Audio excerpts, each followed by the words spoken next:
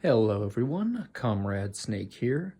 So I am bringing you a double unboxing bonanza, as the title of the video says. Excuse me. And what am I unboxing today? Well, it was a double feature here from a great publishing company, and I have one of their games here, and I'm very happy to get a couple more. So let's take a look at the first one. This is Brian Askelev's 1812, Napoleon's Fateful March, published by VUCA Simulations. Fantastic publisher. Incredibly high quality games. I don't think I've ever seen one that wasn't immaculately produced. And, I think usually if you're interested in that subject, they're pretty great games about that. So heard quite a bit about this one. I've taken all the plastic off both of the games we're going to be looking at today. But this is a two-player game. Complexity level's only a 4. No solitaire suitability. I think it's going to be because this relies on a hidden order system. So you'll be marching armies around, or I guess more corps would probably be more accurate. Divisions, something like that. I guess it's corps. Marching corps around, leaving garrisons or delaying actions, cavalry raids, that sort of thing, and it simulates the march into Russia, of course in 1812 by Napoleon, culminating in the capture and eventual burning of Moscow and his inglorious retreat out of Russia that basically broke the back of the Grand Armée and set for the final. It still took about 3 years, but eventually, the final fall of Napoleon. I guess 2 years for the fall, and then there was another second final fall, if you know that history there. But let's take a look inside. As usual, very nice, tight-fitting box. This is about about 2-inch, 3-inch, 2-inch box, I think. 2.5, something like that. So good thick box. Smells great coming out of the printing press. It does look like, probably because it was fairly freshly printed at the time it was packaged, there is some smudging from the rulebook. Not that big a deal, but just something to be aware of. They must have, printed them pretty fresh when they packaged everything up, so maybe they should let them cool down a little bit before that, but that's okay, not a big deal. So we have the rulebook here. It is 19 pages of actual rules, and this really is just rules. Very big font though, full color, like explaining everything from, we got here, key concepts, sequence of play, order selection, placement, force march, how to enact all of these orders. And then it looks like we got, attrition, resolution, lines of communication. That's it. So you place orders, obviously there's a resource phase, then you place orders, enact those orders, which I'm guessing this is the order would be my guess of how they happen, but I could be wrong on that. And then check lines of communication, and that's it. And then this goes on until the end of the game.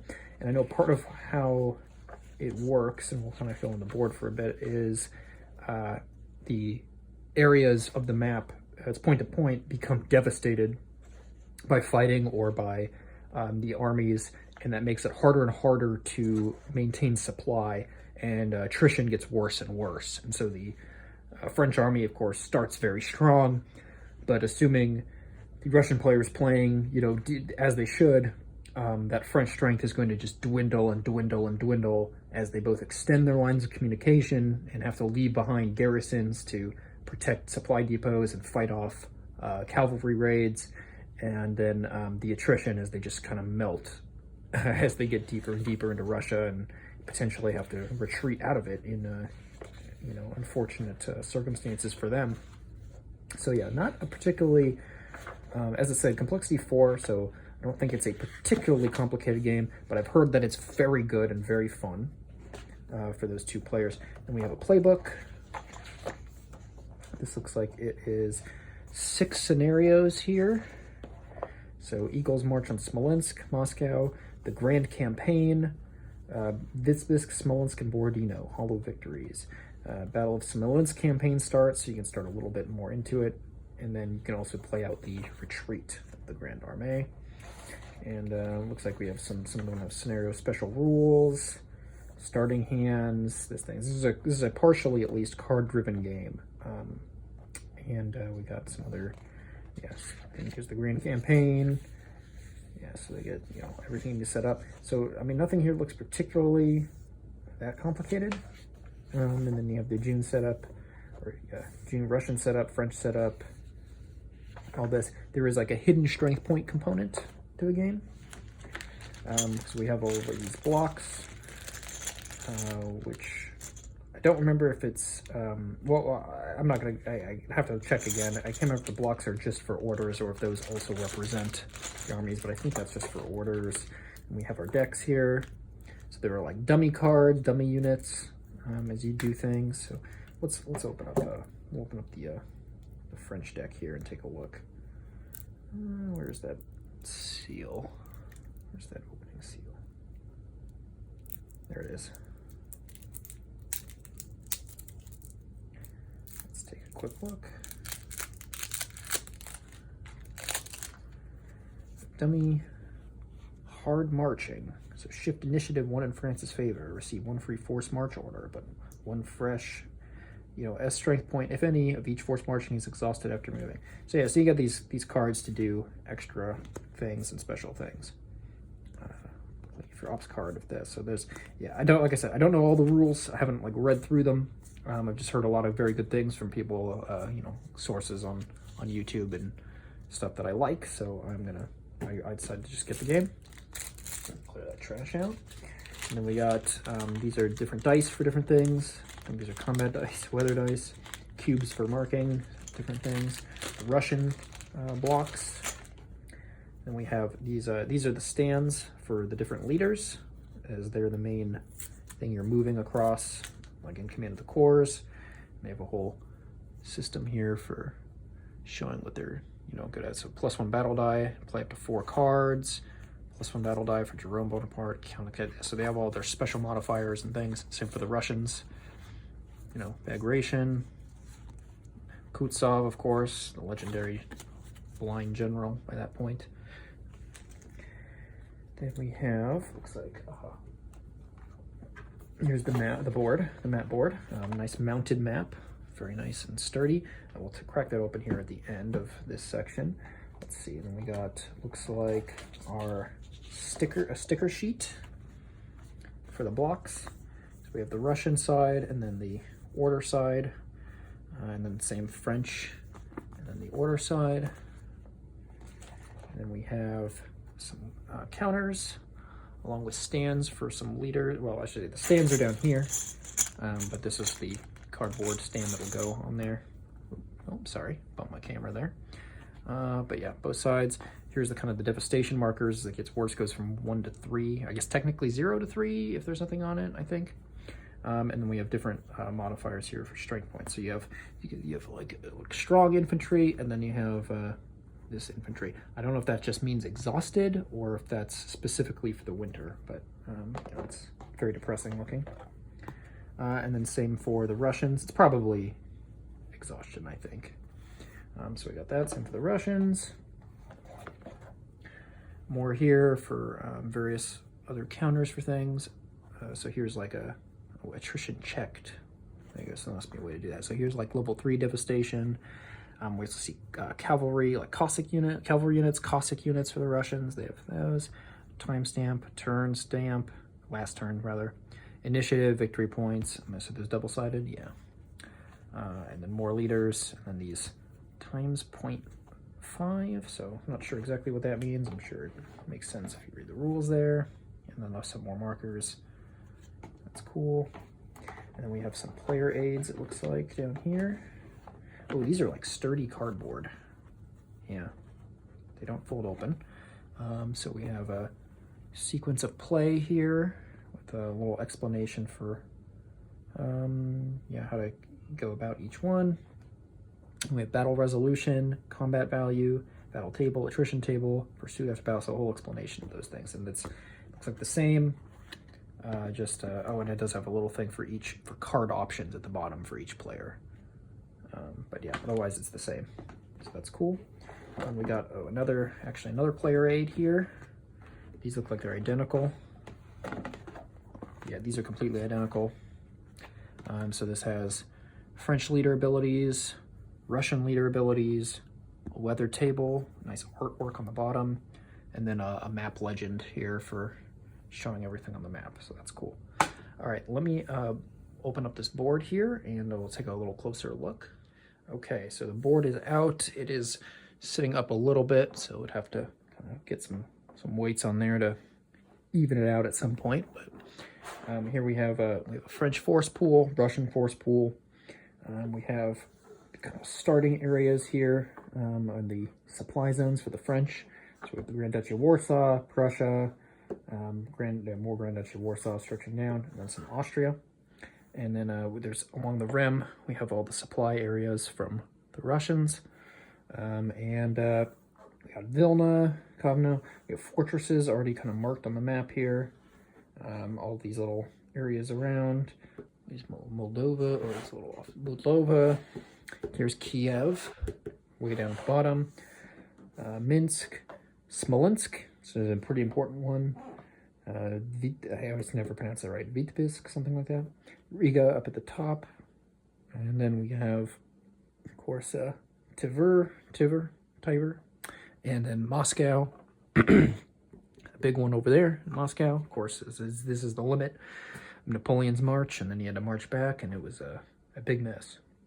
So I actually don't know what the victory conditions for the French are in this. If this is having to capture a certain number of spots and maintain,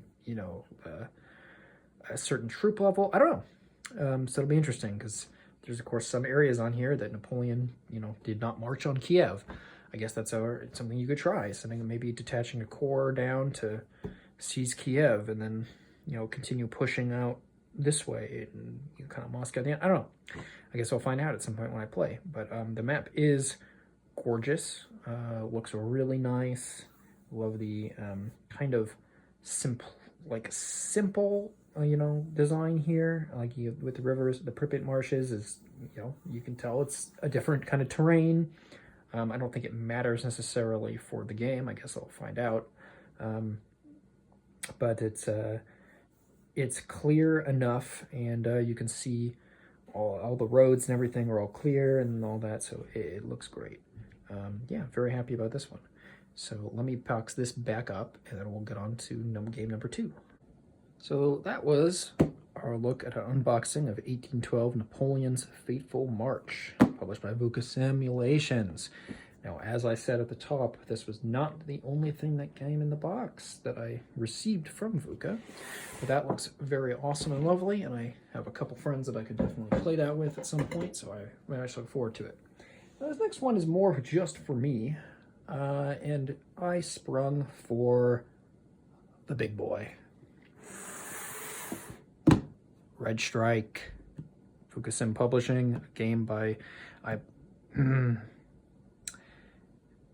Yves Rotel. I am so sorry, sir, if it's not the correct name, or ma'am. I actually don't know.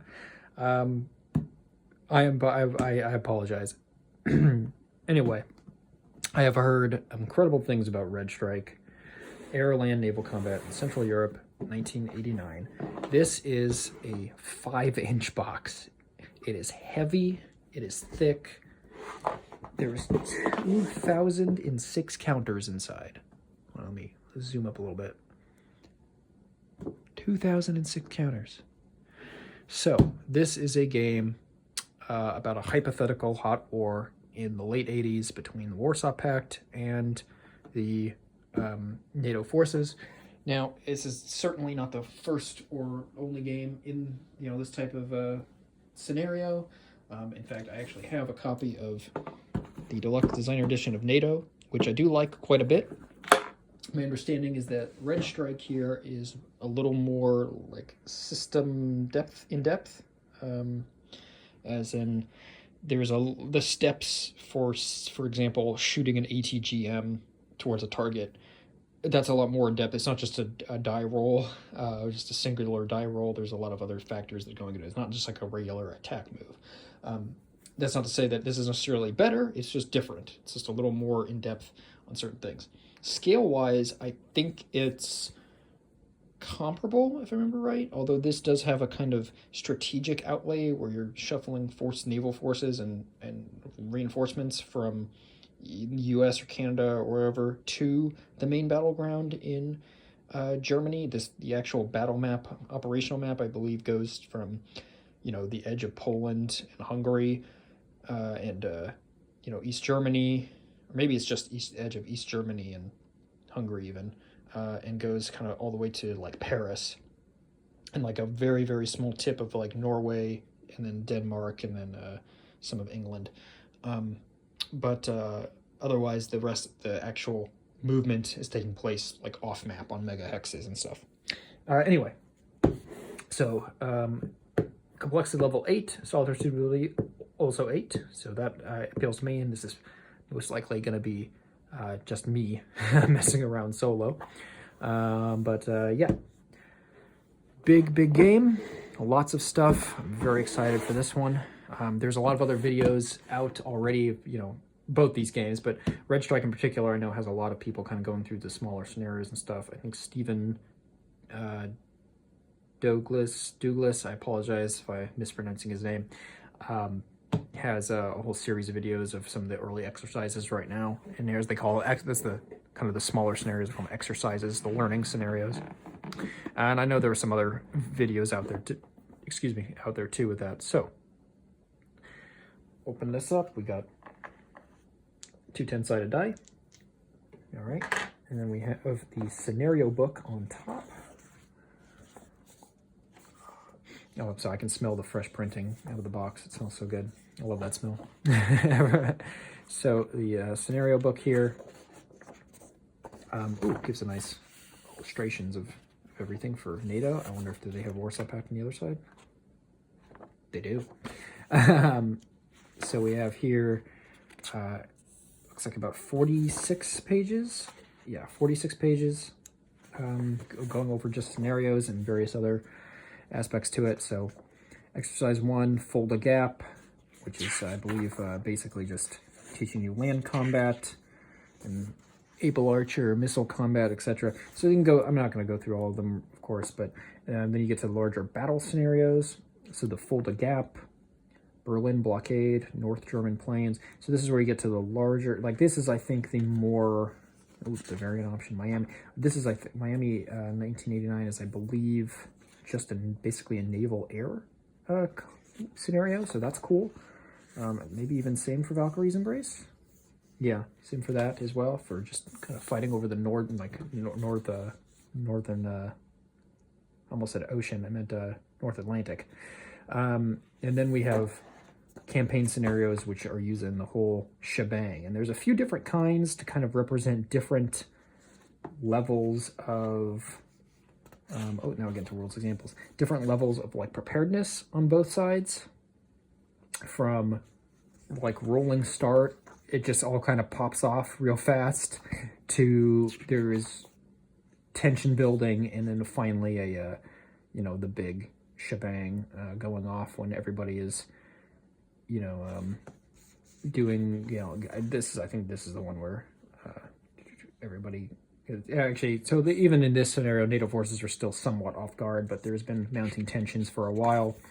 And then I think this one, yeah, this is a kind of funny one. This is a hypothetical NATO attacks first, which I think is pretty funny. So that's an interesting one. I don't see that often. And then it looks like actually here we have a lot of rules examples. So actually most of this book is just example rules, examples of play. So that's cool. Yeah, definitely check that out. Even some of the advanced rules only, like I saw Warsaw Pact, something, variable aircraft speed and optional rules. So this is the kind of nitty gritty stuff where I'm like talking where I think comes in more so than in like NATO, for instance. So you got different things like that you can kind of fold into there. Then we have the rule book itself. So this is pretty lengthy here. It's about 55 pages. So 55 pages, you know, counting the index and etc. And yeah, there's a lot. It's all full color, very nice. This is much smaller text than the Napoleon 1812 one. And we have advanced game rules. So we actually get about page 40, we hit advanced game rules. So we got about 39 pages of the standard rules that you need to be aware of. Although, because like with those exercises, they slowly walk you through it, so you don't have to get hit with everything all at once. And then we have here a couple player aid booklets, basically. These have lots of charts and everything on it. I mean, look, missile warhead hit table. Yeah. So you can pause and take a look at that as you want. You know, there's a lot going on here. I don't know how to read everything on these tables yet. And then we have a nice counter legend here on the back. And then here was the terrain effects chart and all that here. So got 2 of those. Cards here. So these are optional cards that are used in the campaign games for different things. You can play, my understanding is you can play them for supply points. What that means in the context of the game, I don't know. Or you can take these effects. So for instance, Yugoslavia joins NATO and goes to go, and it peels off some Warsaw Pact units. Or Yugoslavia joins the Warsaw Pact and attacks NATO. It peels off the Italian and Spanish combat units and some French units as well. So things you can do to try to gain an advantage on the campaign. And we have a little pad here with several charts here. I mean, obviously you want to photocopy these. Controlling air defense network hit register. So this changes, you know, as air defense systems take hits and eventually are destroyed, and it changes how they operate on the campaign. And then for the smaller scenarios, we have these nice printouts for various tracks. That's also on the main board, but you need these for the smaller ones. You can see a nice, here's a turn breakdown, turn counter, sequence of play, etc., all that. And we have general records tracks, tracks for various other things, supply points, a little bit off camera, sorry. Royal opinion, battles won, etc. So I know battles won has to do with initiative and among other things. And then another air naval tracker there. And then, oh, here we go. I'm getting some maps. So let me pull some of these out here. We'll just look at a couple here. So for instance, this is the strategic map. These are smaller-ish, so I'm not gonna do a full move everything and put them out, but you could see, so this here, these spaces are basically the actual operations map. So it just includes just a sliver of Czechoslovakia, and then the GDR, and then the Low Countries, part of northern France, West Germany, Denmark, and then a smidge of Norway and England. And the rest of this is basically for the strategic movement, moving across these megahexes and then getting into the combat zone later from these various places. I believe some of these spaces on the strategic map can also be nuked, but not 100%, not 100% certain on that, but I think they can be. I guess I'll find out at some point. And then you have other, Arctic entry hexes, a bunch of these things, and holding boxes for the USA to move things around. So we got all these kind of interesting stuff going on. So that's for the major campaigns. Just bringing all that in. Then we can look at a couple of these smaller maps here, and they're double-sided, it looks like. Oh, okay. So here is the map for, this is battle number 4, the Bavarian option. So looks like the start here at Czechoslovakia, and this must be a Warsaw Pact attack towards, Munich, Augsburg, and Nuremberg, trying to take Bavaria over as a blow to the NATO forces. And we have it looks like a naval map here, Exercise 9, Northern Oil, so this must be an air naval. map here. Ball tops, which there's also a ball top scenario. I think it's like the first training scenario for the NATO game as well, which is the Warsaw Pact strike on Copenhagen and Denmark.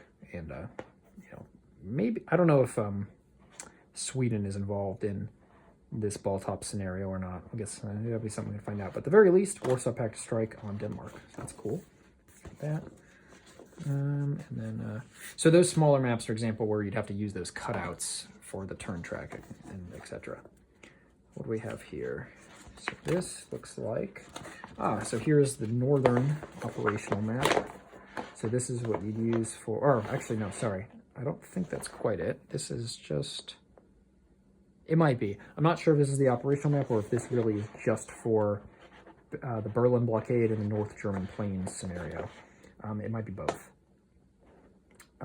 Either way, very cool. So we have this. No, you know what? It's not both. This is just for those because this cuts off at the bottom and everything. So yeah, you have here this northern GDR section, and here's the FGR in Denmark and a bit of the Netherlands, and fighting over the North German plains or the Berlin blockade scenario. I don't know what that. I don't know what the Berlin blockade scenario exactly means, but it sounds cool. Oh, and then here we have battle number 1 for the so here's the Fulda Gap scenario. The battle here for the Warsaw Pact, trying to punch over to Frankfurt. And looks like, judging by these stars, they want to try to cross over into French. Actually, that's Koblenz, never mind. So yeah, they're just trying to punch through past Frankfurt and get this valuable land across there. So they got their work cut out for them. One of the interesting things about when I've been looking at studies of this kind of, you know, the contemporaneous studies of these war games, is that NATO forces really had to rely on the fact that the terrain was to their advantage defensively, and that was a major, you know, component of the war planning, along with air power, copious air power. The assumption, probably correct, but obviously it never got tested, was that the Warsaw Pact would have that initial numerical superiority, but at least in terms of air power, they'd be able to fairly quickly tip the balance into NATO's favor, and then from there on leverage that air power strength to neutralize the ground numerical superiority, or at least, you know, bring it back into balance with the firepower advantage. You know, interesting idea. Probably something like that would have happened, but, you know, who knows? The Warsaw Pact had their own interesting kind of doctrinal thing where they also expected that they would lose the air war in a continuous one, so it's probably true considering both sides seem to think that. And the assumption therefore they wanted to husband their plane resources, and so getting close air support required a very high level of direction from command.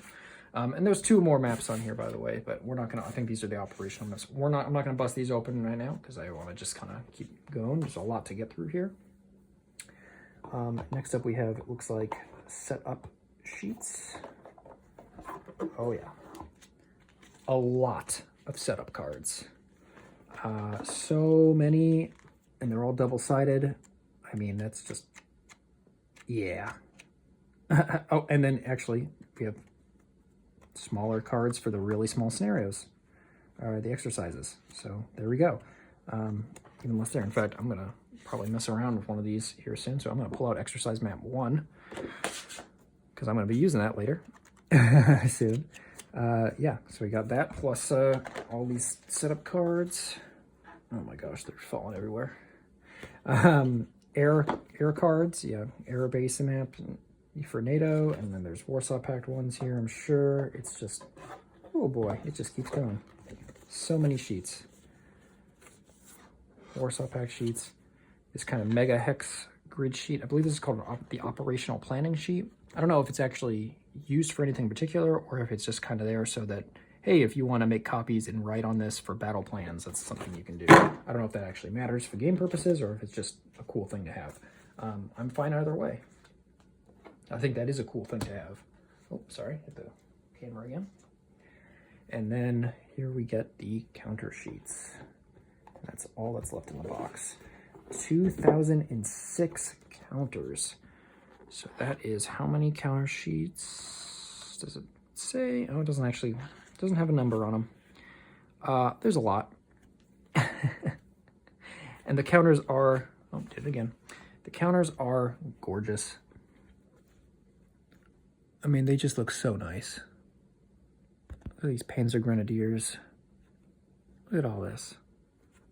Look at these more Northtog units. French units. Oh my gosh, helicopters. I mean, we're not going to go through everything here because there's so many to go through, but I mean, yeah, look at this. Look at how beautiful these counters are. On the other side, you know, varies a bit, but you know, the totally different like stat system going on air units. Let's just see if we can pull out. Oh, here's some Warsaw Pact. Let's get that. I do like that the Warsaw Pact and the NATO units face opposite directions on their units. That's funny. That's good. I like that. Apart from just the colors, they actually have that kind of difference there.